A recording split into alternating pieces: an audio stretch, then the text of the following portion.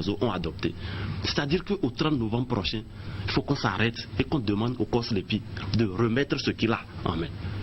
Et de ce qu'il a là, on va tirer la liste des personnes en âge d'aller voter.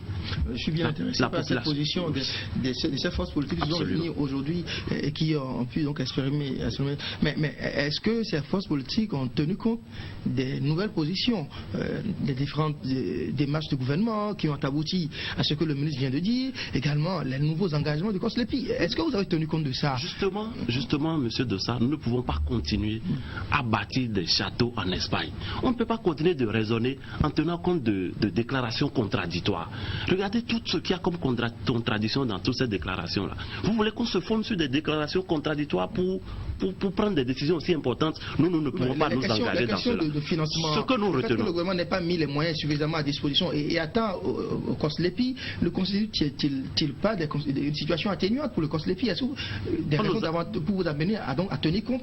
Oui, mais on nous a dit aujourd'hui que le gouvernement a libéré les moyens. Et le même COSLEPI nous a dit le 30 novembre, on aura fini. Je dis, nous estimons qu'il faut s'en tenir à ça. Et dire au 30 novembre, COSLEPI, ce que vous avez à disposition, remettez-le.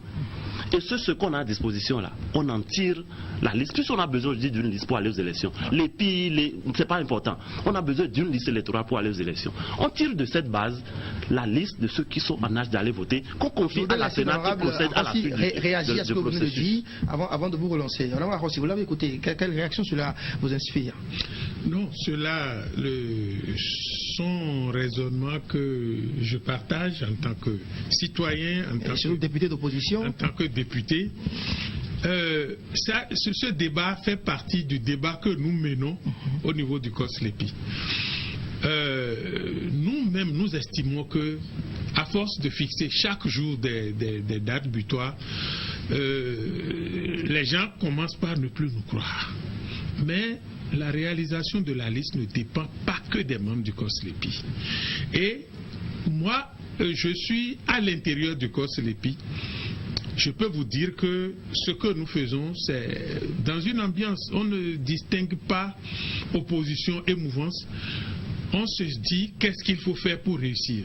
Ce n'est pas facile, mais nous nous battons ensemble. Malheureusement, membres du COSLEPI, les décisions, les débats que nous faisons, il ne serait pas bien séant que je vienne ici dire tel a souhaité que ça soit à fin octobre, l'autre a dit fin septembre. La date qui a été officiellement annoncée par le porte-parole du COSLEPI, c'est le 17 décembre. Maintenant, si la classe politique estime que après le 30 novembre, il faut qu'on ait fini au plus tard le 30 novembre, mais on va intégrer cela à ce que nous faisons, on va intégrer cela au débat qui s'annonce, parce que même si on fait ça à fin octobre, le débat vers l'Assemblée nationale, qu'il ne fallait pas anticiper sans avoir discuté avec l'institution, ce débat-là va arriver nécessairement. Sinon, il est impossible de faire les élections avant mars par là. Monsieur le ministre, voilà des forces politiques, certainement essentiellement d'opposition, qui se réunissent pour adopter une position commune, à savoir qu'à partir du 30 novembre prochain, il faut que le COSLEPI arrête ses travaux et mette à disposition de la Sénat une liste, que ça s'appelle l'EPI ou je ne sais pas quel autre prénom du calendrier gréco-romain ou autre, qu'on puisse mettre cette liste. Est-ce que vous trouvez cette démarche-là pertinente? C'est un souhait. C'est un souhait. Et c'est l'une des raisons pour lesquelles le gouvernement a été incapable pour dire qu'on pouvait tout de suite chercher à dire qu'on va convoquer le corps électoral. Parce qu'on s'est posé la question suivante. Et si exactement le 30 novembre, COSLEPI ne déposait pas la liste, la conséquence est qu'on aurait convoqué le corps électoral sur une base fausse. En fait, tout le problème est là. Donc, effectivement, notre souhait également, c'est de pouvoir disposer de cette liste le 30 novembre. Toutefois, le calendrier que j'ai reçu du COSLEPI, du président du COSLEPI, hier, dispose qu'au plus tard le 21, affichage de la liste, publication. De quel mois? 21 décembre. Affichage de la liste, publication de la liste impression des documents électoraux, impression des cartes, distribution des cartes, tout ça là pourrait se terminer au plus tard le 21. Si tel est le cas, le gouvernement dit nous sommes preneurs. Maintenant, le vœu du gouvernement de voir organiser les élections avant la fin de l'année, ça ne dépend pas que du gouvernement. Donc c'est pourquoi le président a engagé cette consultation, qu'il faut comprendre sous le sens. C'est vrai qu'il y a la séparation des pouvoirs, mais c'est une séparation souple où il faut la collaboration. C'est d'ailleurs l'une des raisons de l'existence du ministère chargé des relations avec les institutions. J'ai prévu qu'on parle justement du principe de la séparation des pouvoirs et ces rencontres, cet organe de concertation ou je ne sais pas quelle autre chose des institutions de la République. J'ai prévu qu'on en parle. Alors je voudrais avant ça faire appel, Clotaire Olidé, à vos compétences de spécialiste des questions électorales. Je vous ai entendu dire tout à l'heure que le 30 novembre, le COSLEPI, il lui faudra donner ce qu'il a pu faire, la liste qu'il a pu mettre en place, que ça s'appelle l'EPI, l'EPA ou l'EIPA, etc., comme le dit Alcret. Mais vous n'êtes certainement pas sans savoir que la Cour constitutionnelle, une de ses jurisprudences, a fait de la LEPI une condition sine qua non pour organiser une élection dans notre pays. Si ce que le COSLEPI met à disposition n'est pas une LEPI, pensez-vous que la Cour laisserait le gouvernement organiser les élections? Voilà. La question aujourd'hui, c'est qu'il faut amener la Cour constitutionnelle à revenir sur sa jurisprudence. Il faut d'abord que, puisque je n'ai pas fini de développer par exemple ce que nous avons proposé aujourd'hui, lorsque vous allez sur ce que nous proposons, vous allez voir qu'il y a une étape de la proposition d'une loi dérogatoire. Et cette loi-là va être prise à l'Assemblée. Et si la loi est prise à l'Assemblée et qu'en toute objectivité, on se rend compte que c'est l'issue, c'est la porte de sortie, je voudrais bien voir la réaction qui sera celle de la Cour constitutionnelle. Parce que, vous suivez un peu ce que le ministre vient de dire par rapport au chronogramme. J'ai encore entendu 21 là, alors que c'était 17 que le vice-président avait dit hier. Alors, et ils ont dit, pour 2 étapes. Et ils ont dit que ce qu'ils vont sortir là, ce n'est pas la LEPI. Mais ils disent qu'ils vont mettre ça à disposition pour qu'on aille aux élections. Cela veut dire quoi? Que même ce qu'ils vont sortir, si la Cour devait rester rigide sur sa position, c'est qu'elle n'acceptera pas qu'on aille aux élections avec. Or, cette chose qu'ils vont sortir là n'a aujourd'hui manifestement pas l'assentiment n'a pas un consensus autour, manifestement, même déjà avant qu'on ne finisse. À partir de ce moment, nous estimons que ce qu'il y a de plus raisonnable à faire, c'est qu'à partir du 30 novembre, on remette la base, que la Sénat en tire la population électorale, qu'on affiche et que les réclamations puissent se faire. Et à ce moment-là, pour maintenant procéder aux corrections, ça va se faire sur une base consensuelle. C'est-à-dire qu'il faut intégrer maintenant des éléments de transparence et des éléments de contrôle qui permettent qu'on arrive à obtenir un minimum de consensus autour de la liste. Une liste autour de laquelle on réalise un minimum de consensus va nous servir pour aller aux élections. Et la Cour constitutionnelle, à ce moment-là, si elle s'y oppose, saura qu'elle a choisi de pousser le pays là où on ne devrait pas aller. Mais si on reste les bras croisés à ne rien faire, ou bien si on attend que le 17 ou le 21, on nous sorte quelque chose qui va être sujet à contestation, nous estimons que ce n'est pas du tout la bonne solution, parce que ça va encore ouvrir la voie à d'autres problèmes et on sera parti encore pour plusieurs mois sans savoir où ça va nous mener. Donc il vaut mieux arrêter la course folle là au 30 novembre et impliquer tous les acteurs de sorte à ce que peut-être le 21 décembre, tel que c'est dit là, ou au plus tard fin décembre, qu'on nous sorte une liste acceptée de tous, où des éléments de contrôle et de transparence auront permis que tout le monde y aille, et là on pourra aller aux élections. Si on ne fait pas ça et que le gouvernement convoque un corps électoral aujourd'hui, ce serait sur la base de rien du tout, et comme il l'a dit, on va se retrouver le jour des élections sans liste électorale. Je crois qu'il va peut-être avoir un autre pardon, qui sait. Alors, non, on a suffisamment reçu de pardon. On va observer une petite pause pour permettre à la régie de nous permettre de suivre, pour demander à la régie, au réalisateur Chidéry Kaboulou, de nous permettre d'écouter le professeur Joël Frédéric Aïvo, qui s'est exprimé aujourd'hui sur Canal 3 au sujet de cette rencontre qui a eu lieu entre plusieurs responsables d'institutions de la République. Écoutons un peu ce que le constitutionnaliste, je vais y arriver, en pense. Depuis le 6 octobre, qu'il y a eu cette réunion des chefs d'institutions élargie aux membres, aux autorités administratives qui organisent les élections. Je veux parler du COSLEPI et de la Commission électorale nationale autonome. Depuis qu'il y a eu cette concertation, j'ai cru à un moment que j'avais désappris. J'ai cru que mes connaissances en droit constitutionnel, notamment sur la constitution du Bénin avait reculé. Donc j'ai repris la constitution et j'ai regardé. Il n'existe dans la nomenclature constitutionnelle de notre pays aucune institution qui réunit les chefs d'institutions de la République. Il n'y a que le pouvoir exécutif, le président de la République, le pouvoir législatif, la Cour constitutionnelle, la Cour suprême, le Conseil économique et social, la haute autorité de l'audiovisuel et de la communication, et maintenant les quelques institutions et autorités administratives qui ont été créées par voie légale ou réglementaire. Mais ce que je veux dire, et je le dis avec la plus grande gravité, avec solennité, mais avec respect pour les personnes qui sont en cause, qu'il n'y a pas d'institution, il n'y a pas d'organe qui s'appelle coordination des institutions de la République. Et par conséquent, comme elle n'existe pas, comme cet organe n'existe pas dans la Constitution, elle ne peut pas avoir pris une décision. Et donc pour moi, la décision qui a été communiquée le 6 octobre sur l'impossibilité d'organiser les élections, pour moi, est une décision irrégulière.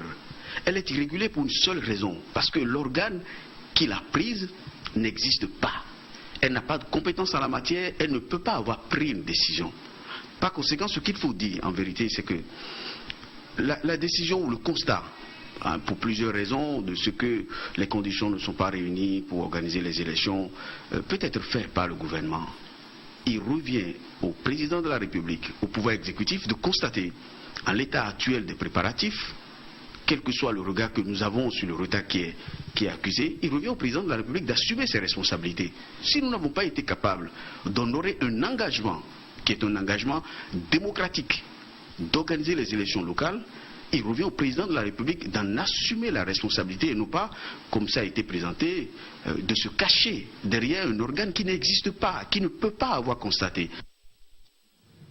Voilà, c'était le professeur Joël Frédéric Aïvor, constitutionnaliste, au sujet donc de cette rencontre qui a réuni au Palais de la République le chef de l'État et d'autres responsables d'institutions de la République. Monsieur le ministre, chargé des relations avec les institutions, justement.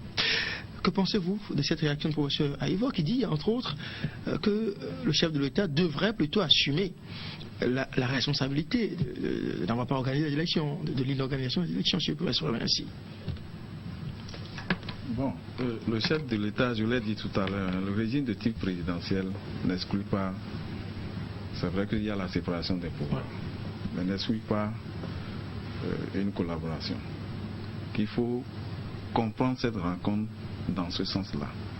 Parce que l'objectif du président de la République, c'est de trouver une solution à la situation. Et pourquoi? Il est dit, suivant l'article 80 du Code électoral, que le corps électoral est convoqué 90 jours avant la fin du mandat. Compte tenu de la situation de la non-disponibilité de la LEPI, l'Assemblée nationale a voté une loi dérogatoire qui prolonge le mandat des élus communaux, municipaux et locaux. Et leur mandat prend fin après l'élection et l'installation des nouveaux. Mais à un moment donné, il faut borner. Et je crois que c'est par rapport à ça que le président de la République, c'est lui qui a décidé, il a dit, c'est parce qu'il assume qu'il a dit, bon, vraiment, il faudrait qu'on en finisse avant la fin de l'année. Ce qu'on souhaite, c'est qu'il y ait l'accompagnement. Il faut que toutes les institutions impliquées dans l'organisation des élections accompagnent. C'est l'objectif. Et c'est dans le suivi. Dans le suivi, je conseille ce que l'honorable a dit pour dire que les gens ont été invités le même jour. Mais c'est parce qu'il a fait le suivi. Et il se rend compte que, déjà la liste n'est pas disponible. Qu'est-ce qu'il faut faire? Il a réécouté tous les membres de la Sénat qui lui ont fait part des contraintes. Et il a dit, maintenant, je vais écouter, parce que même si on veut organiser, à l'étape actuelle, ce n'est pas le gouvernement seul qui va décider. Bon, même si nous décidons que la liste est prête le 30 novembre, supposons que c'est une liste propre, nickel, acceptée de tout le monde, si l'Assemblée nationale n'accompagne pas, on ne pourra pas organiser, même si le président dit, j'organise, non. Mais là, quand même, il faut la concertation. C'est pourquoi j'ai dit, c'est une séparation souple. C'est une séparation souple avec possibilité de collaboration, et je dis que c'est l'une des raisons pour lesquelles un ministère est créé pour ça. Et à l'origine, après la conférence en 90. Insister sur la collaboration souple qui, selon vous, doit pouvoir exister dans un régime de type présidentiel. Sans doute vous parlez du nôtre, mais la séparation de pouvoir et puis le constitutionnalisme, on l'a entendu dire que ça n'existe pas dans notre constitution, cet organe, cette conférence, je ne sais pas quel autre nom on va donner à cela, que ça n'existe pas, mais vous pensez plutôt que cela est possible. Mais concrètement, le président de la Cour suprême qu'on a entendu, vous l'avez dit tout à l'heure que il est le porte-parole de cette conférence. Mais quel poids, quel crédit faut-il donner à cette déclaration qu'il a faite, d'ailleurs que vous êtes venu ratifier sur ce plateau, au nom de cette conférence qui a exclu l'Assemblée nationale? Non, pourquoi vous dites que cette conférence exclut le président? Il n'y était pas, en tout cas sur les images qu'on a pu voir sur Canal et sur la télévision nationale, on ne l'a pas vu. Mais il n'était pas le seul. Il y avait 3 absents. Lesquels par exemple? Non, il y avait 3 absents. Je crois que la présidente de la Haute Cour de justice n'était pas présente. Le président de la Cour constitutionnelle aussi n'était pas présent. Et il y a eu le vice-président de la Cour constitutionnelle. Oui, le président. En fait, le président des institutions se regroupe de façon fréquemment. Vous avez dit tout à l'heure que l'Assemblée nationale devait pouvoir accompagner les initiatives, les différentes initiatives. Oui. Mais si l'Assemblée doit pouvoir accompagner, puisqu'on parle de mesures dérogatoires, donc de lois dérogatoires, pourquoi n'avoir donc pas associé l'Assemblée nationale à une telle rencontre? Non. Et du point que le président de la Cour suprême a fait au début de la séance, c'est que certains présidents étaient en congé, d'autres n'ont pas été pour des raisons de calendrier ou il n'a pas pu joindre certains. C'est le point que nous avons reçu. Voilà. Donc le gouvernement n'a pas décidé, et d'ailleurs le président de la République a demandé au secrétaire général du gouvernement de saisir le président en exercice de la conférence des présidents des institutions, qui est le président de la Cour suprême, de bien vouloir inviter ses pairs pour qu'on échange. Ce n'est pas une institution de plus qu'on a créée au niveau. Je dis c'est la collaboration, c'est tout. C'est simplement la collaboration, ce n'est pas une institution de plus. Je vais laisser les autres réagir rapidement avant de revenir à vous, monsieur le ministre. Honorable député, vous, le président de votre institution, enfin l'institution parlementaire, n'a pas été associé à une telle rencontre. Cela, apparemment, enfin, du point de vue du ministre ici, ne pose pas de problème. Votre réaction?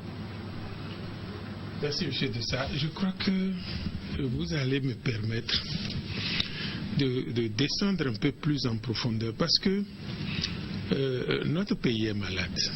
Notre pays est malade.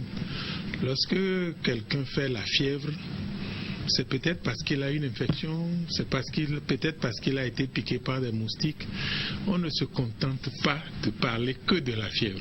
Il faut peut-être lui trouver des moustiquaires imprégnés, il faut peut-être lui mettre des antibiotiques. Et le pays est malade. Et tout à l'heure, quand j'ai évoqué un comédien ivoirien, ce n'était pas pour faire rire, mais parce que ça rappelle vraiment ce scénario. Et les gens qui se mettent dans ce rôle, je crois qu'ils ne voient pas le tort qu'ils créent au pays. Lorsque moi j'ai vu la fin de cette réunion à la télé, j'ai appelé le président de l'Assemblée nationale. J'ai dit, mais président, qu'est-ce que vous faites là? Et puis, vous n'avez pas eu même le courage de vous faire voir. Il m'a dit, lui aussi, il a appris qu'il y a eu cette réunion. Et je vais vous dire une précision. Il a été appelé par le président de la Cour suprême à 10 minutes du début de la réunion. À 10 minutes du début de la réunion. Le secrétaire général du gouvernement ne l'a jamais appelé. Et puis, lorsque le gouvernement veut l'appeler, ils ont les canaux réguliers par lesquels on arrive à le joindre. Il y a le secrétariat administratif, il y a son service du protocole, et puis il y a lui-même. C'est pour vous dire que les petites dissensions qui sont nées entre les deux personnages au sommet de l'État sont en train de déteindre sur les problèmes de la République. C'est pour ça que je dis qu'il faut descendre dedans pour voir. La deuxième chose, moi je voudrais dire que le gouvernement, pour ne pas dire son chef, n'avait pas envie qu'on aille aux élections locales dans les délais. Ça, je peux le dire parce que je vais vous citer deux choses, deux rétropédalages déplorables. À Boko, le chef de l'État a estimé que les élections coûtaient trop cher, qu'il fallait que la classe politique s'asseye pour en parler. Et puis, 2 jours après, la classe politique ne s'est pas assise pour en parler. Il a dit, on envoie 2 milliards. Ça veut dire qu'on avance d'un pas, on recule de 2 pas. La deuxième chose que je cite, c'est cette déclaration du président de la Cour suprême qui dit que techniquement, enfin, il a évoqué tous les arguments possibles, on ne peut pas faire les élections avant cela. À une réunion présidée, j'en suis sûr, par le chef de l'État. Et puis, 24 heures après, le Conseil des ministres dit on va faire les élections. Et puis, les problèmes de financement que le COSLEPI a eu. Bon, quand j'ai appris que je ne suis pas du côté financier, quand j'ai appris qu'on a envoyé le reste de l'argent, j'ai souri. J'ai souri parce que personne ne peut nous dire aujourd'hui quel est le budget du COSLEPI. Personne ne peut le dire. Les sous ont quand même été envoyés. Les fonds ont été envoyés. Oui, les sous sont envoyés. Et puis, mais ce blocage on a fait appel de fonds depuis août. Sinon, juillet. Et c'est parce qu'il a commencé à avoir beaucoup de réactions qu'on a envoyé ces sous-là. Et puis, en temps, on a envoyé des gens pour aller contrôler l'utilisation qui est faite des fonds. On a dépensé 45 milliards au niveau de la CPS. Jusqu'à aujourd'hui, on n'a pas contrôlé.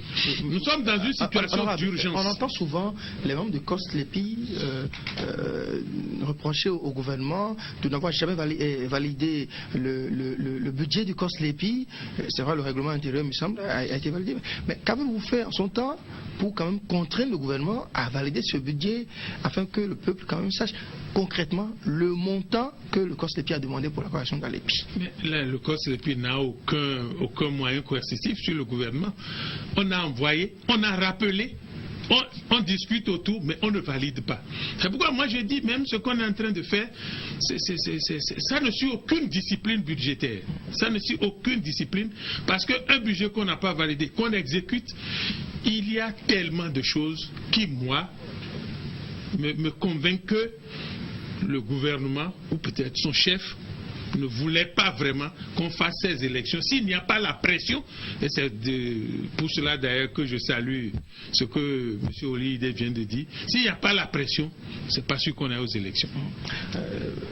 Monsieur le ministre, est-ce que depuis votre entrée au gouvernement, vous avez noté une volonté du gouvernement de faire en sorte que, enfin, ce budget de COSLEPI soit validé avant peut-être la poursuite du financement des opérations? Absolument. C'est mon ministère qui devrait introduire le projet de communication pour approuver le budget du COSLEPI. Donc, à partir de service, j'ai fait le point. J'ai fait le point, mais je voudrais d'abord rappeler le processus d'approbation du budget. En fait, je vais donner d'abord un exemple. Chacun de nous ici a eu à organiser quand même une petite cérémonie dans sa famille. Et lorsque vous élaborez un budget, ce n'est pas exactement le budget que vous avez élaboré que vous exécutez. Ce budget est sujet au moins à des discussions. Mais je reconnais que avec la séparation des pouvoirs, les différents pouvoirs institutions sont jaloux de leur autonomie. Dès qu'une institution élabore un budget, il ne faut pas y toucher. Le processus est tel que COSLEPI élabore un budget, on transmet au service compétent du ministère des Finances qui procède à l'analyse pour pouvoir définir. Nous n'avons pas pu achever ce processus avec le COSLEPI. Donc le budget de 13 milliards a été ramené à 9. Donc c'est sur cette base. Et pour montrer la volonté du gouvernement que le gouvernement a commencé par faire des avances. Vous allez constater que c'est des avances. Et à la date d'aujourd'hui, c'est 9 milliards qui ont été envoyés à COSLEPI. Mais je voudrais aussi dire, lorsqu'on dit que le gouvernement ou son chef n'avait pas la volonté, depuis 2013, le gouvernement avait déjà voté pour le compte des élections 14 milliards, estimant que avec la LEPI, la correction de la LEPI n'allait pas coûter aussi cher. Au fait, c'est la base. Et par rapport à ça, le gouvernement a procédé, a ouvert un compte au niveau du Trésor et a déjà procédé à une provision à hauteur de 12 milliards au Trésor pour sécuriser ces fonds-là. Donc, dès que le besoin se fait sentir, nous avons le même problème actuellement avec la Sénat. Parce que lorsqu'on dit qu'on n'arrête pas le budget, avec la Sénat est chargée par exemple de centraliser et d'introduire le budget de toutes les institutions impliquées dans l'organisation des élections. Aujourd'hui, nous n'avons pas encore reçu ça. Nous avons reçu simplement le budget de fonctionnement de la Sénat. C'est sur ça que le ministère des Finances est en train d'échanger et ce n'est pas facile. Donc c'est lorsque nous allons finaliser ça. Mais comme nous avons engagé une concertation tripartite, gouvernement, COSLEPI et Sénat, j'ai eu à dire qu'il faudrait qu'on finisse avec et que le budget soit définitivement arrêté et approuvé et que nous finissons avec tant le budget du COSLEPI que le budget de la Sénat. Monsieur Koutaouli, je ne vous avais pas laissé réagir. Oui, avant de rentrer dans ce débat du budget, je voudrais revenir un peu en arrière pour dire que j'observais tout à l'heure le ministre défendre avec beaucoup de difficultés une thèse à laquelle apparemment lui-même ne croyait pas. Et je me disais vraiment, pauvre de ses collaborateurs du chef de l'État. Parce que lorsque on nous dit aujourd'hui que parce que c'est vrai que notre régime consacre la séparation des pouvoirs, mais ça ne veut pas dire qu'il ne peut pas y avoir collaboration. Ça, c'est un secret de polichinelle. Mais lorsque vous érigez cette collaboration en institution, qui, au terme des échanges, vient faire une déclaration publique pour dire cette structure a pris la décision, ce n'est plus de collaboration qu'il s'agit, ce n'est plus de concertation informelle qu'il s'agit. Vous commencez à formaliser. Et c'est pourquoi je dis, oui, le professeur Aïvo a raison en disant que cette affaire-là ne ressemble à rien. Franchement, ça ne ressemble à rien. Et qu'il faut qu'on arrête d'instrumentaliser les présidents d'institutions pour venir leur faire dire ce qu'on ne peut pas entendre. C'est pas la première fois qu'on voit les responsables des institutions se réunir et à la fin faire une déclaration. Et nous avons toujours justement cela. Maintenant que ça pose problème. Ah non, pas du tout. Sur un dossier, notamment l'affaire Talon, on les a vus se réunir et à la fin faire une déclaration officielle. Ça n'a pas posé davantage de problème. Pourquoi c'est justement maintenant que l'on dénonce? Non, je vous corrige tout de suite. Ça a toujours posé de problèmes et nous avons toujours réagi par rapport à cela. Chaque fois que cette affaire-là s'est réunie et est sortie pour parler, on lui a dit, si vous n'êtes pas dans votre rôle, vous n'existez même pas. Il faut arrêter avec ça. Donc ce n'est pas la première fois qu'on se prononce comme ça. Il faut qu'ils arrêtent. Ceci dit, revenons à la question du budget. Oui, rapidement. Moi, je suis encore ahuri d'entendre aujourd'hui que personne ne peut dire quel est le budget du COSLEPI.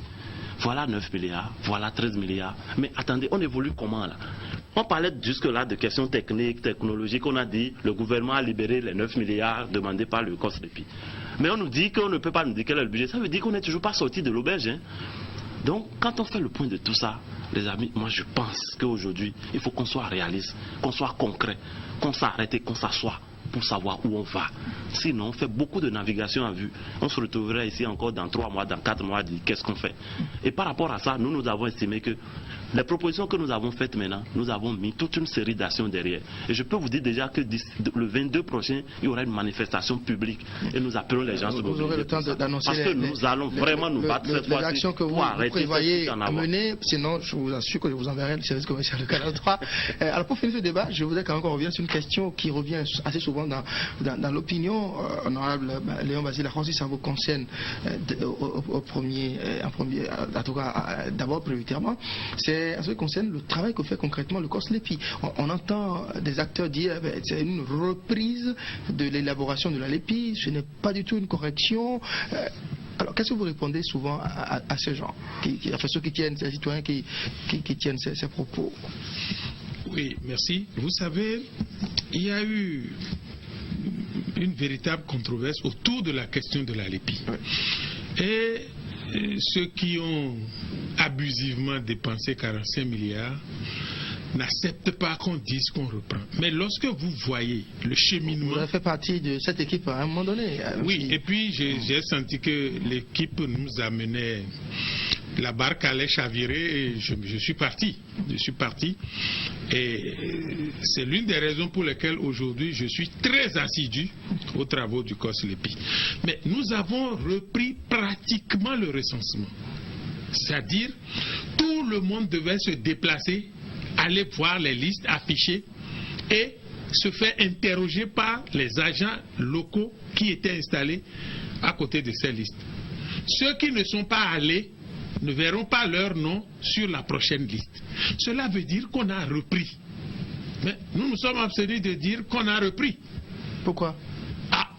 La loi a dit qu'on veut corriger. La loi n'a pas dit qu'on veut reprendre. Ça veut dire que vous aussi, député d'opposition, vous avez cautionné ce que vous aviez dénoncé. Je voudrais que vous notiez que lorsque la loi est votée, elle nous engage tous. Mais si vous voulez que je vous fasse une confidence, allez-y. L'Union fait la nation a voté contre cette loi. Mais dès qu'elle est engagée, dès qu'elle a été votée, elle nous engage tous. Donc, je suis responsable. Mais nous avons voté contre cette loi. Mais la loi n'a pas dit de dire qu'on veut reprendre la LEPI. La loi dit actualisation et correction. Bon. Mais tout observateur averti qui suit la façon dont ça se déroule peut savoir qu'on est en train, qu'on a pratiquement... Pourquoi cela se passe ainsi quand on sait que, par exemple, au niveau du CNT, les acteurs majeurs du CNT, on les a suivis lors de différents séminaires organisés par des formations politiques, notamment, il me semble, au cours d'un séminaire organisé par la FCBE.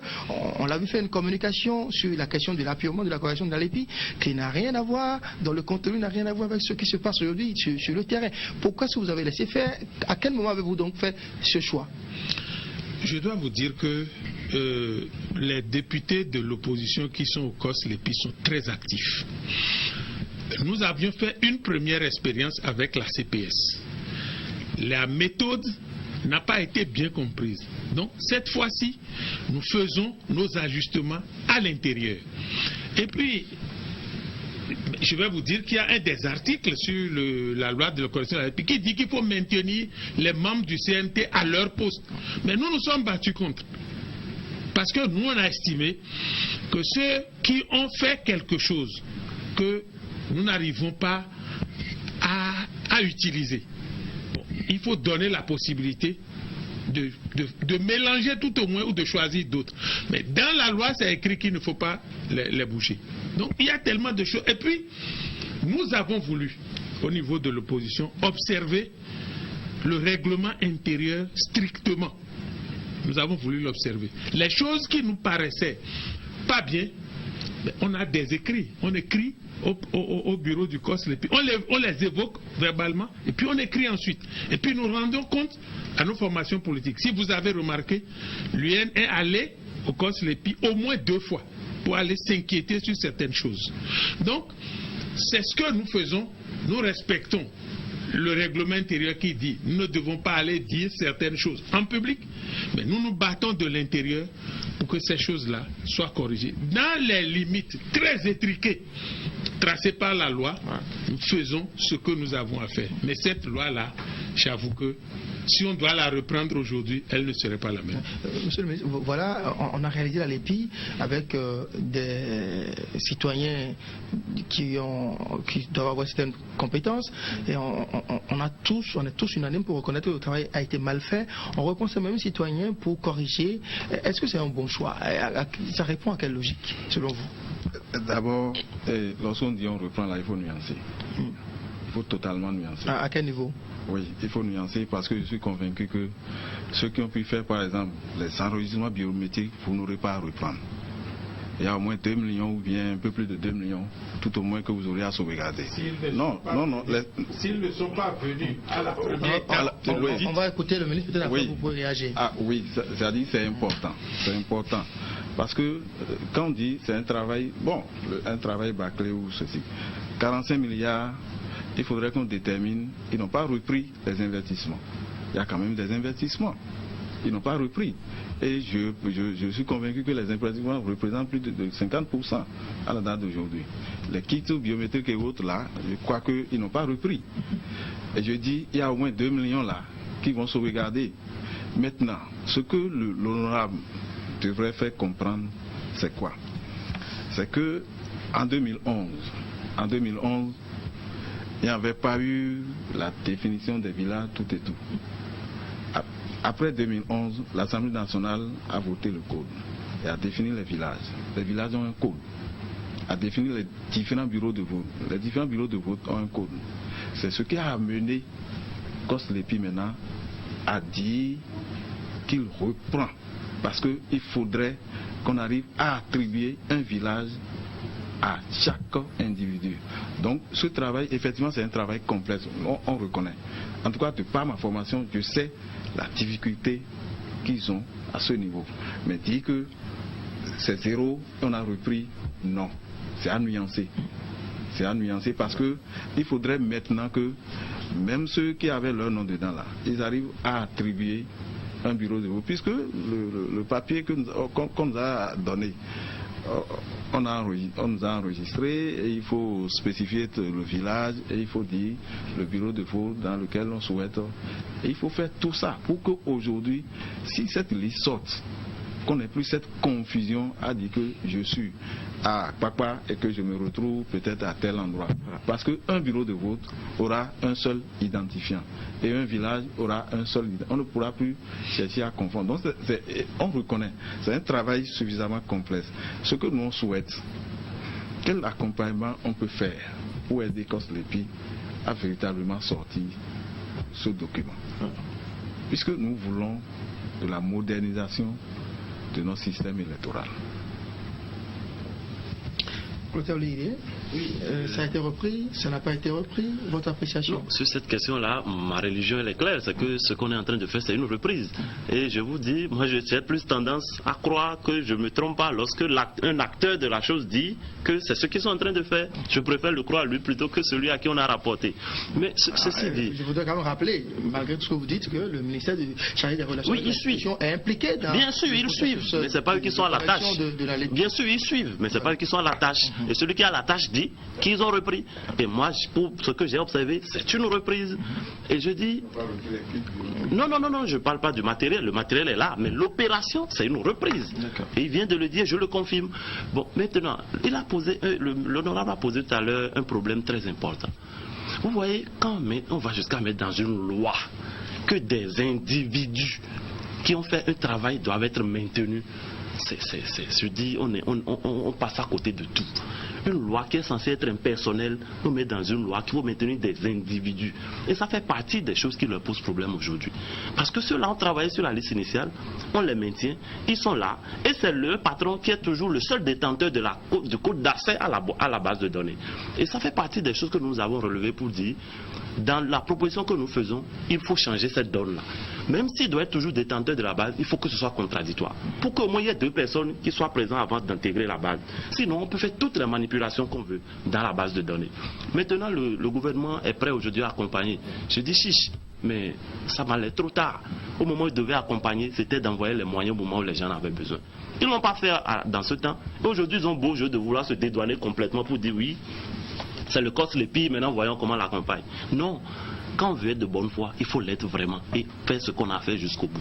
Je veux bien croire à leur bonne foi aujourd'hui encore que, mais je dis qu'on ne jette pas à jeter tout le temps sur les autres. Encore avec vous. Lorsqu'on tape sur Internet rapport d'audit l'EPI Sénégal, on voit un rapport bien structuré, bien élaboré concernant la l'EPI au Sénégal. Alors eux, ils ont fait tout ça sans connaître les péripéties que nous avons aujourd'hui au Bénin. Et ici, nous avons dit que nous avons fait également une l'EPI. Ici, il n'y a pas eu un audit, mais une évaluation de l'OIF. Le rapport, je ne vais pas l'apprécier ici. Nous sommes en train de corriger notre LEPI qui n'a pas encore fait 10 ans, alors que la loi demande de la corriger après 10 ans.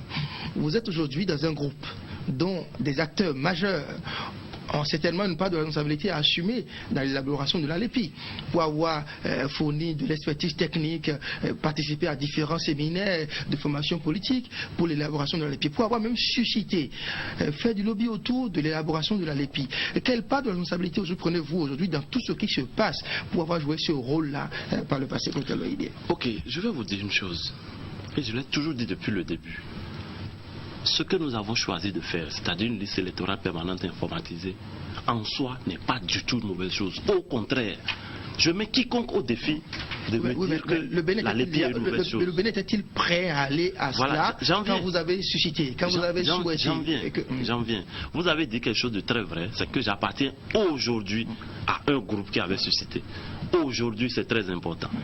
Menez vos enquêtes, vous verrez que dès le début, moi, j'avais refusé complètement cette affaire. Les écrits existent. Mon ouvrage est là. J'ai commencé à écrire depuis 2008 pour dire on n'est pas prêt pour s'engager dans ce qu'on veut faire là. Et ça avait été l'objet de quelques frictions entre moi et mes amis d'aujourd'hui. Oui. Et à l'époque, je m'étais démarqué. C'est lorsque eux-mêmes se sont rendus compte, mais on ne peut pas leur vouloir pour avoir prêté la bonne foi à ceux qui disaient il faut y aller. Ils ont accompagné le processus. Mais moi, je n'y ai pas cru. Mais par la suite, quand ils se sont rendus compte que les gens d'en face n'étaient pas de bonne foi et qu'ils nous menaient en bateau, ils ont reculé. Et c'est à ce moment-là qu'on a commencé le combat ensemble. Donc oui, on ne peut pas dire aujourd'hui que notre groupe est totalement exempt de responsabilité dans cette affaire-là. Mais je dis encore une fois, on aurait pu réussir quelque chose s'il y avait de la bonne foi et si les choses avaient été conduites dans le sens où il fallait. Mais on n'a pas voulu.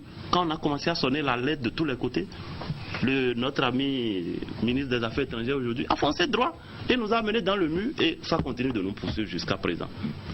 Je pense qu'on va conclure cette émission avec un tour de table où je vais vous demander de réaffirmer les positions qui, que ce soit le gouvernement ou le COSLEPI ou l'Assemblée nationale, on a noté quand même une sorte de convergence d'idées et de souhaits pour aboutir. On note que le 30 novembre, il semble qu'il y a des acteurs qui sont prêts à demander au COSLEPI de livrer ce qu'il a pu faire à la Sénat afin que l'on puisse organiser des élections, ceci en accompagnant avec une loi dérogatoire. Monsieur le ministre, aujourd'hui, pouvez-vous rassurer les téléspectateurs pour dire que le gouvernement, dans sa nouvelle dynamique, dans cette dynamique qui veut que les élections aient lieu en 2014, est prêt à mener un certain nombre d'actions pour accompagner le COSLEPI et les autres acteurs? Merci bien, monsieur le journaliste. Je tiens à rassurer le peuple béninois que la question des élections, c'est une question de souveraineté. Et par rapport à ça, l'objectif du gouvernement, comme je l'ai dit, c'est de pouvoir libérer le premier trimestre 2015 pour ne se consacrer qu'aux élections législatives qui sont constitutionnelles, des dates qu'on ne peut pas décaler comme telles. Et par rapport à ça, le gouvernement s'engage à rencontrer même toute la classe politique. Même le président de la République a déjà eu des échanges avec le président de l'Assemblée nationale. Il s'est engagé à rencontrer toute la classe politique pour étudier les différentes possibilités pour que nous puissions réellement organiser ces élections avant la fin de l'année. La question fondamentale, c'est la liste, la Lépi. Et nous sommes là. Mais cette volonté, ça veut dire que ça ne se décrète pas. C'est-à-dire que c'est toutes les institutions qui seront accompagnées. Ça veut dire c'est clair. Mais la volonté du gouvernement, c'est pouvoir libérer le premier trimestre là, 2014 pour les élections législatives. Donc si quelque chose peut être fait en direction de COSLEPI, en direction de la Sénat, en direction de l'Assemblée nationale pour des dispositions dérogatoires, c'est sur cette voie que le gouvernement s'engage. Donc, et appelle tout le peuple béninois à la sérénité. Donc c'est ce que je peux dire. Merci. Votre mot de fin. Oui, je voudrais prendre acte de l'engagement que le ministre vient de prendre et je lui demande de commencer à traduire cet engagement dans les faits en invitant déjà à partir de demain les forces politiques, qu'elles soient de l'opposition ou de la mouvance, à un dialogue, à faire des discussions. Nous avons aujourd'hui des propositions concrètes à faire.